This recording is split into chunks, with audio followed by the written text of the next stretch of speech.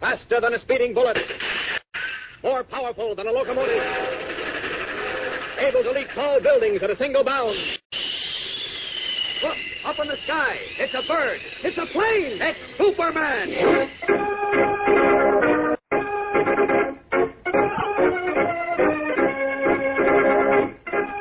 Yes, it's Superman, strange visitor from the planet Krypton, who came to Earth with amazing physical powers far beyond those of mortal men. And disguised as Clark Kent, mild-mannered reporter for a great metropolitan newspaper, wages a never-ending battle for truth and justice.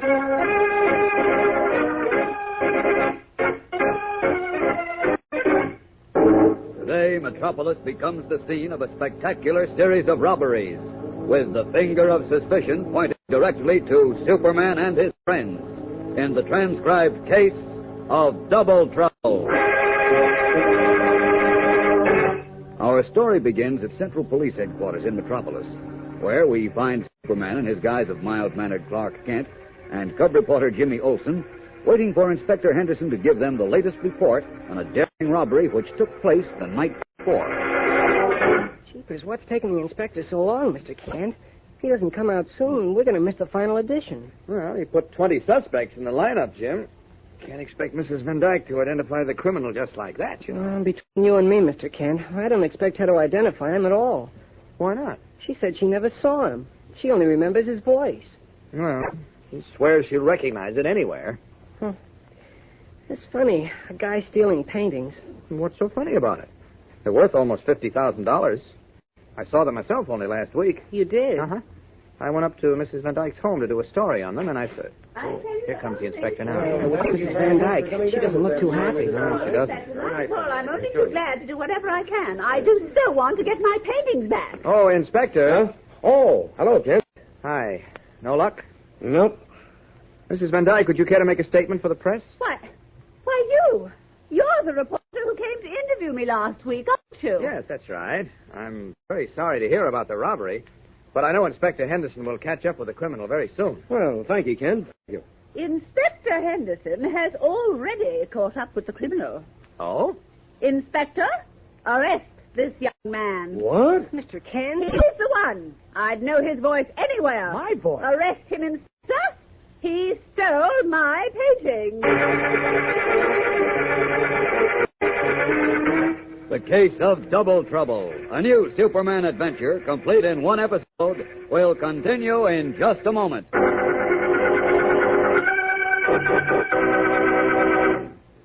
Fellas and girls, who are you going to surprise this month with your own make-a-card greeting? Is it going to be a friend of yours? Perhaps Dad is going to have a birthday this month.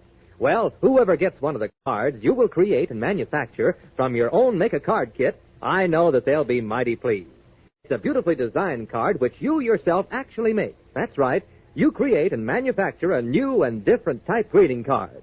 A greeting card that is a sincere thought because you've added that important personalized touch. You color the card and add the gold or silver metallic paper. You cut the card out, and then you write in either a poem that you have written, or you can select one of the many assorted greetings we have included in the set for your use. All in all, the finished product is a masterpiece in fine greeting cards. There are 6 different types of cards in the set. 2 birthday cards, 2 Easter cards, and a Mother's Day and Father's Day card. 6 new and different greetings which you create and manufacture yourself. And that's not all, fellas and girls. There are 6 make-your-own envelopes included in the kit. After you complete the cards, why, then you mail the greetings in the envelopes that you yourself have made. Now, you'll also have fun with the gold and silver metallic paper and the box of crayons. Ah, yes, sir, gang. It's a fun-packed idea which you'll want to get in on. Now, in a few minutes, I'll be back to tell you about the many new and novel ideas that the set contains. So be sure to keep listening.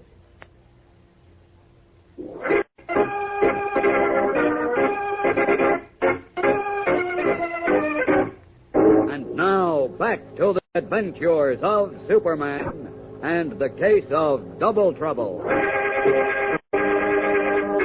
Standing by at Central Police Headquarters with Jim Olsen, waiting for the latest developments in the robbery of an art collection valued at $50,000, Clark Kent was astounded when Mrs. Van Dyke, owner of the stolen paintings, suddenly claimed that she recognized his voice and accused him of the crime. Now, in Inspector Henderson's private office, Kent tries to laugh off the accusation. Why, it's ridiculous, Inspector. Mrs. Van Dyke made a mistake, that's all. But she swears you're guilty, Kent. Well, now, be reasonable, Inspector. You don't think I am, do you? Well, Or do you? I don't know what to think. Well, now, wait a minute, Inspector. You can't accuse Mr. I'm Kent not accusing anybody of anything. And you keep out of this, Olson. Oh, yes, sir. The fact still remains that Mrs. Van Dyke positively identified your voice, Kent. Well, she ought to have her ears examined, or her head. Olson, I'm warning you. I'm sorry. So, she's positive I'm guilty, and I'm positive I'm not. Now, where do we go from here? You want to book me, get my fingerprints, put me in a cell? Now, look, Kent. Understand my position, will you? Sure. Mrs. Van Dyke has a lot of influence in Metropolis. And unless I investigate you thoroughly, well, she'll go right over my head to the DA. So, cooperate, will you? Okay. Start investigating. Yeah, that's better. Now, you admit you knew about the painting. Of course. I did a feature story on them for last Sunday's magazine section. You knew exactly where they were in Mrs. Van Dyke's home. Yes, she took me around herself. Now, look here, Inspector. Easy, Jim, easy. The inspector's only trying to get his facts straight. Go on, Inspector. Well, there's one thing that'll get you off the hook. Proof of your whereabouts last night at the time of the robbery. Midnight. Well, now we're getting somewhere. I was up in Bayville from about 10 in the evening until 2 in the morning. Bayville? Doing what? Well, nothing, as it turned out. What do you mean? The chief, Perry White, phoned me around 9 and asked me to meet him at a hotel up there. He said he was on the trail of a story. So I caught a train at 9:15 and was there by 10, but I don't know, somehow we missed connections. I never did see the chief. But Mr. Kent, Yes, Jim? you couldn't have been... I mean, that is... Oh, stop stammering, Olson, and out with nothing. I made a mistake. mistake nothing. What were you going to say? Well, Go on, Jim. Don't try to hide anything. Mr. Kent, did you forget you called me at 10 o'clock and asked me if I wanted to see the main event at the arena last night? I what? Well. I was awful surprised. You know I usually go to bed around 10. Now, wait a minute. Jim, let me get this straight. I phoned you last night and asked you to go to the fights with me? Uh-huh. Oh, I'm sorry, Mr. Kent. I didn't mean to get you into trouble. Well, Kent? Believe me, Inspector, I never called him. I was in Bayville, as I told you. Jim, you must have made a mistake. Yeah, that's what I said. Forget it, will you, Inspector? I'm afraid I can't. Well, look, all you have to do is talk to Perry White. He'll tell you. That's exactly what we're going to do. And right now.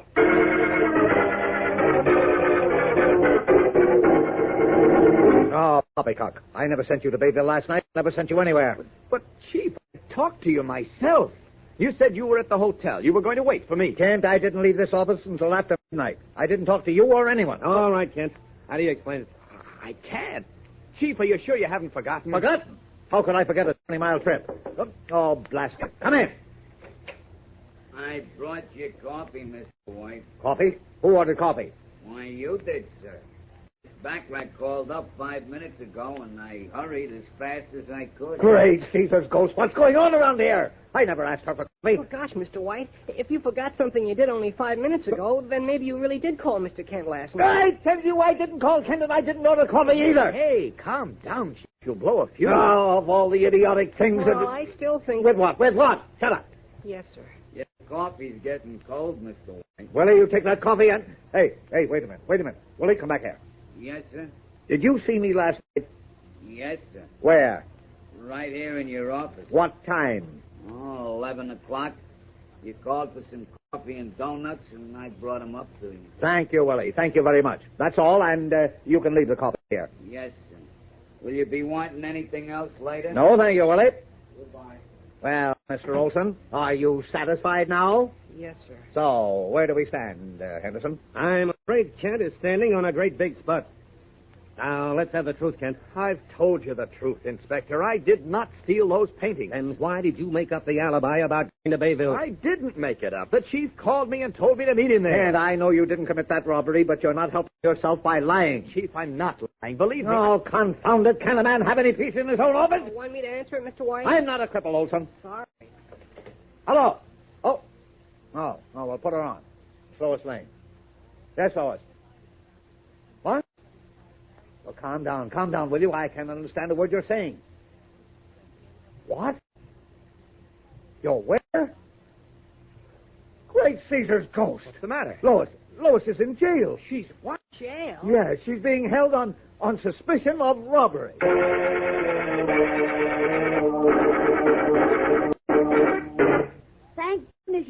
that awful jail, Chief, I felt like a criminal. Well, what's the story, Lois? I don't know, Chief. Believe me, I don't know But, anything. Lois, they wouldn't hold you for Well, nothing. what do you think they're doing to you, Mr. Kent? You? Are you in trouble too, Clark? So it seems. Now, here's Henderson. He'll give us the dope. Well, did you get the report from the detective who arrested Miss Lane? Yes, I did. And it looks pretty bad, I'm afraid. But I didn't do anything. I was minding my own business. Now, just a minute, Lois, just a minute. Let Inspector Henderson talk. It seems that a woman dressed in a gray suit entered a private home on Ridgewood Drive, held up the butler and the downstairs maid, stole 2 mink coats valued at $15,000 apiece, and made a clean getaway. A woman in a gray suit? Gosh, you're wearing a gray suit, Miss Lane. Well, what of it, Jim? There's more than one gray suit in Metropolis. But you were picked up only 3 blocks away from the house 5 minutes after the robbery took place, and the butler and the maid both identified you as the woman who stole the furs. That's ridiculous. They were mistaken. Inspector Henderson, you mean they saw Lois? Well, no. No, they didn't really see her face. She was wearing a heavy veil. I never wear veils. I hate them. But they recognized her voice. Her voice. Lois, what were you doing on Ridgewood Drive? Waiting for Clark. You what? You heard me. I was waiting for you. What? You told me to meet you on the corner of Hillcrest and the Drive, and the next time you keep me waiting, Clark Kent, Now, wait a minute, Lois. When did I tell you to meet me there? You phoned me only 2 hours ago. What is the matter with you, Clark? Lois, I haven't spoken to you all day. What? 2 hours ago, I was down at police headquarters with Jim. That's right. And he didn't call anybody. Now, wait a minute. This is going too far. It certainly is. First, Olson says Kent called him, and Kent denies it. Then Kent claims you called him, and you deny it. Now Miss Lane says Kent called her, and he denies that. I'm getting all mixed up. Hey, what kind of a song and dance are you people giving me anyway? Well, of all the nerve, Now, listen, Inspector. now, No, Inspector, no, we're you telling listen to me, Kent. And you too, Miss Lane. $50,000 worth of paintings and $30,000 worth of furs have been stolen, and you're my only suspect. I never Now, heard I'll anything. give you until tonight to make up your minds about who called who and who was where. And if your stories don't make sense, I'm going to pull you in. We'll be back in a moment with part 2 of The Case of Double Trouble, a complete Superman adventure story. So stand by. In the opening of today's program, fellas and girls, I told you about the new Make a Card kit, which contains enough material for you to create and manufacture your own greeting card. Now, I'd like to tell you a little more about this set. It has everything you can possibly think of for creating the finest in greeting cards. 6 beautifully designed cards, 2 for Easter, 2 birthday cards, a Mother's and Father's Day card, and 6 envelopes you make yourself to mail the cards in. Now, the set also contains a box of the finest crayons, every color that you can think of. You also receive a sheet of gold metallic paper and a sheet of silver metallic paper. Now, if you can't think of an appropriate rhyme, let us say it for you. We've included many different poems that you can print on the inside of the card after you have completed it. Well, that's it, fellas and girls. Your very own greeting card company, wrapped up and sent to your home for only 25 cents. Too good to be true, isn't it? Well, don't be one of the gang who send in for this offer after we've sold out our limited supply. Hurry and send for your set today. I'll be back in a few minutes with the address, so be sure to keep listening.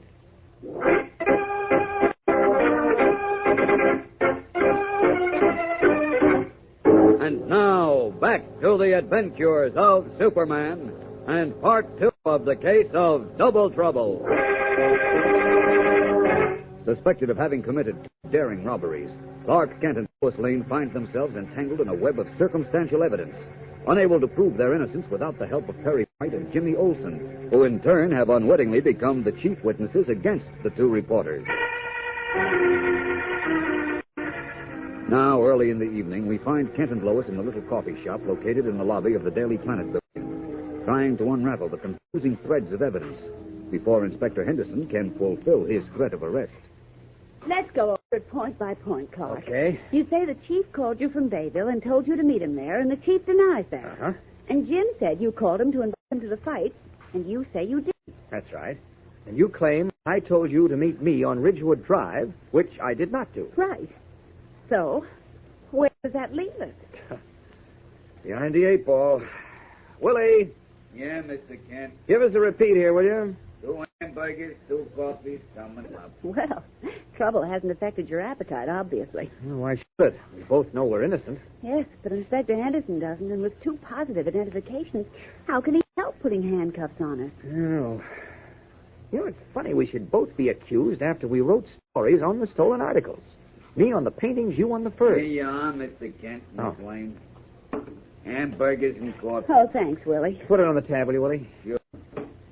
Say, I understand you and Miss Lane are in hot water. Oh, boiling water, Willie. If you need me as a character witness or something, just sing out. Oh, Willie. I'll tell them you're both a couple of swell guys. Thanks a lot. We just hope it won't be necessary. Well, if there's anything I can do. Okay, Willie, thanks. Oh. Hey, I gotta go out for a minute. If anybody comes in, will you tell them to wait? I'll be right back. Yeah, sure thing, Willie. Oh, dear. You know, Clark, I've been thinking, we both received phone calls. We didn't dream them up. So if you didn't call me and the chief didn't call you, someone else must have... Brilliant deduction, Miss Lane. All right, Smarty, but I know your voice, Clark, and you know the chief's voice, so how could we possibly make a mistake in identification? How did Mrs. Van Dyke identify my voice? How did the butler spot yours? Clark, do you think it's possible someone... Oh, that's Willie's phone. You better answer it. Okay. Hello? Hello? Mr. Kent? Uh-huh. This is Jim. Jim? Well, how'd you know I was down here? Oh, I called upstairs. Mr. White told me you went down for some coffee. Oh? What's up? Listen, I think I'm on the trail of something pretty hot. Can you and Miss Lane meet me right away? Why, yes, of course. Where? Corner of Market and 27th Street. Market and 27th. Got it? And will you hurry, Mr. Kent? Sure thing, Jim. See you in a few minutes. It was Jim. Oh, He wants us to meet him right away. He's on the trail of something hot. he is? Yes, and so am I. Come on, Lois. Let's make tracks.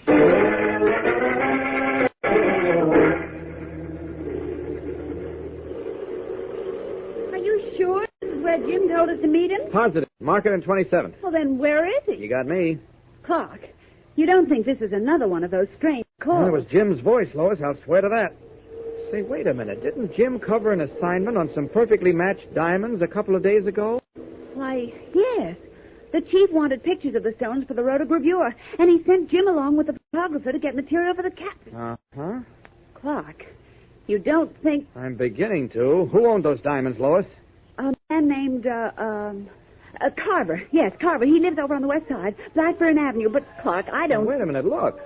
3 police cars coming down Market Street. Yes, 2 more coming up the street. And 4 across 27th Street. All converging on this corner. What in heaven's name is going on? Lois, there's the chief. Chief? Eh? Chief? Well, Lois.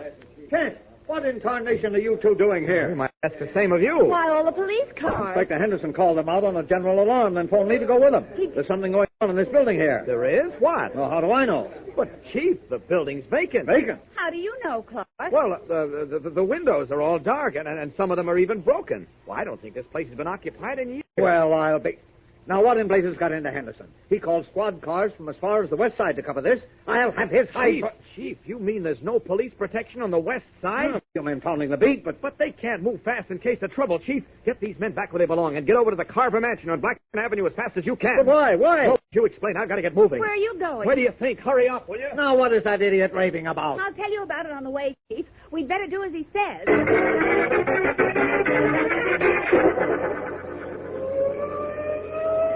Well, the Carver Mansion's around the corner. I wish he wouldn't go so fast. Don't worry, Lois. Don't worry. No, I'm blessed if I see the connection between Jim's not meeting you and... Wait, Caesar, what's going on? Look at all those fires. I'm not blind, Lois. I see them. Stop here, Sergeant. Where's the fire? Well, that's what I'd like to know. Come on. Now, come on, everybody, come on. There can't be any fire. The firemen aren't doing anything. Then why are they here? Oh, look, there's Inspector Henderson. Good. I've got a bone to pick with him. Oh, Henderson. Henderson. What? Oh, it's you, Mr. Well, White. what's going on here? Why all the fire trucks? Well, you should know. You called them. I what? Are you... And why did you tell me to come here? I don't know what you're talking about. You called me less than 15 minutes ago. The devil I Now, see did. here, Mr. White. You phoned me, and the fire commissioner swears you phoned him, too. Henderson, you're out of your mind. Mr. White, I Now, know just a minute. I think I know the answer to this. Inspector, did you order 10 police cars over to Market Street a few minutes ago? I most certainly did not. Do you mean to stand there and deny you phoned and told me to go with them? Phone you? You called me? I did not. Stop shouting, will you, Chief? Don't you understand? You've both been tricked the same way Clark and I were. I know Henderson's voice when I hear it. And you Now, can't tell me listen that I to me, don't... please. Will you listen to me? Maybe I can help you, Miss Oh, Lane. Superman and Jim. Hello, Miss Lane. Superman. You know what's going on here? Yes, I picked Jim up at the Carver mansion. I pulled him out of a pretty tight scrape there. I'll say. What happened? Mr. Carver accused me of stealing his diamond. You. He said he recognized my voice. Oh, not again. For the last time, I promise you, Inspector. Now, if you'll all go back to the Daily Planet, Clark Kent will explain the whole thing to you. We'll be back in a moment with the climax of the case of Double Trouble. So keep listening. Fellas and girls, if I were to give you 90 cents every quarter you gave me, would you do it? I'll bet every one of you would take me up on that offer. Now, suppose I were to tell you that that's exactly what I'm going to do. For every 25 cents you send in, we're going to send you 90 cents. No, it isn't going to be in money. It's going to be in Superman's new greeting card idea. That's right. You're going to receive a kit with enough material to manufacture and create your own cards and then sell them for at least 15 cents apiece. Sounds like a profitable idea, doesn't it? Well, it is. It's a fun-packed idea that you'll be able to cash in on. I've already told you about the Make-A-Card kit and what it contains. Well, now I'd like to tell you about the money-making opportunity this set offers you. Just think what fun it will be to conduct a business of your own. You get this kit complete for 25 cents, nothing else to buy. All you have to do is send your quarter to Make-A-Card, Box 1319, New York 17, New York. Make-A-Card, Box 1319, New York 17, New York. We'll ship your kit out immediately. Now, after you complete the Easter, birthday, Mother's, and Father's Day cards, you'll know that you've actually started on a successful business venture. You'll have created a beautiful card with a personalized yet professional quality everyone will be happy to receive. Now, fellas and girls, you'd better hurry and send in for your kit today. All you have to do is send 25 cents to Make-A-Card, Box 1319, New York 17, New York. That's 25 cents to Make-A-Card, Box 1319, New York 17, New York. We'll send your set to you immediately.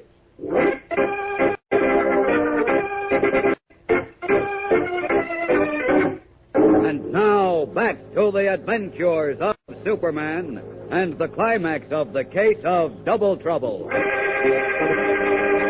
Rushing over to the Daily Planet, Perry White, Jim Olsen, Lois Lane, and Inspector Henderson find Clark Kent in his private office and immediately overwhelm him with questions. All right, now, Kent, what do you know about this? Hey, take it easy. Take it easy. I can't answer all of you at once. Then begin at the beginning. I will, just as soon as I have absolute proof that my theory is correct. What? You mean this is just another one of your wild hunches? It's not as wild as you think, Inspector. Oh. Uh-oh. Wait a minute. What is it? Someone's coming. Stand back against the wall, all of you, and be quiet. What's the idea, Mr. Kent? I don't want anyone to know you're here. Go on now, and no noise. Come on. Listen, quiet. Who is it? Willie, Mr. Kent, I got your coffee. Oh, yes. I forgot all about it. Ah, Willie, of all the... He'll hear you. So what? Please, Mr. White, do what Mr. Kent says. Oh, thank you, Willie. Working kind of late, aren't you, Mr. Kent? Yes, I am, Willie.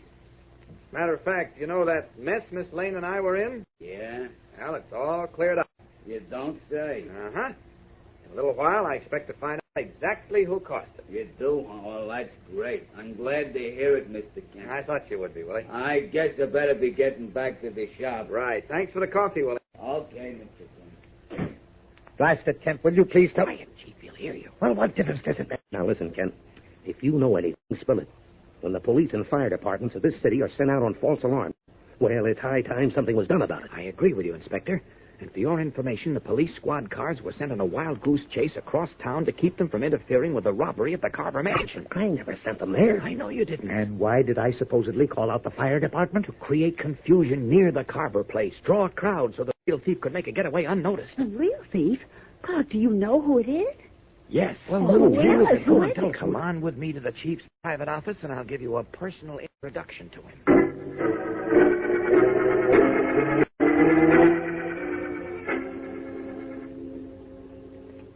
Take it easy now. No noise. Why in blazes are we pussyfooting around like this? Would you rather scare him away? Scare who away? Quiet now. Get close to the door and listen. Why, somebody's inside using your phone, Chief. Who? Shh, wait and listen. Hello? Lady, this is Henderson. Good heavens. It's impossible. Quiet. Pick up Clark Kent right away. Yes, on that robbery charge. He's in his office at the Daily Planet. Now, step on it. Jeepers. If you weren't standing here right next to me, Inspector, I'd have sworn that was you. Why, it's unbelievable. Listen, he's putting through another call.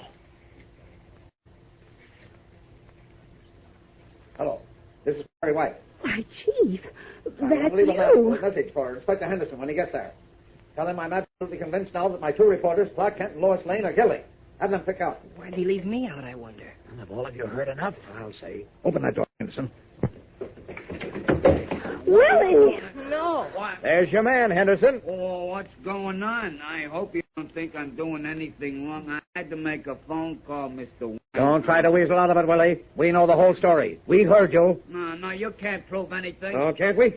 Well, you're under arrest. You won't get me, you won't. He's trying to get away. Not so fast, Willie. Oh, nice going, Mr. Kent. Why, Clark, I never knew you had it in you. Well, Kent, what's the story now? And how did Willie manage to do all this?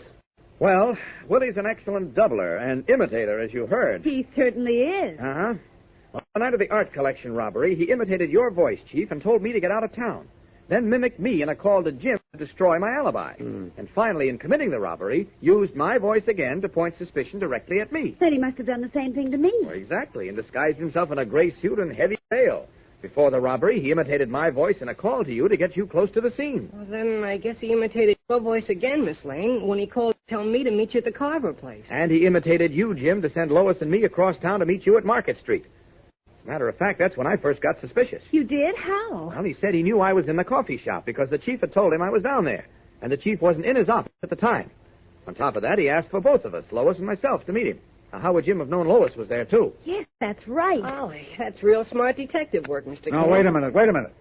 How did you know so much about the places we robbed? Where to find the paintings and the furs? Well, that's where we were all a little careless, I'm afraid. Willie simply overheard us talking about our assignments while we were in this coffee shop. We talked too much. I'll know better next time, I promise. He's coming, too. And just in time to go down to headquarters with me. Now, take good care of him, Inspector, and for heaven's sake, don't give him a cell with a phone, or we'll all wind up talking to ourselves.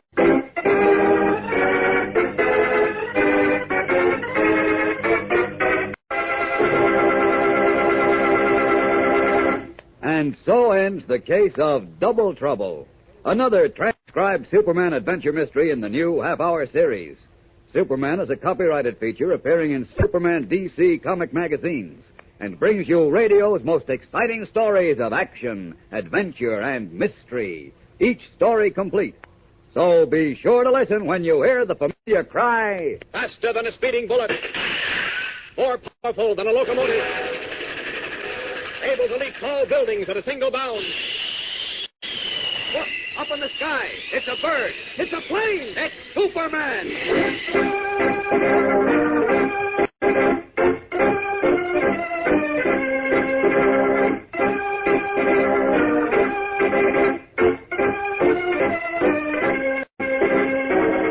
The Adventures of Superman comes to you at the same time, same station, every Monday, Wednesday, and Friday.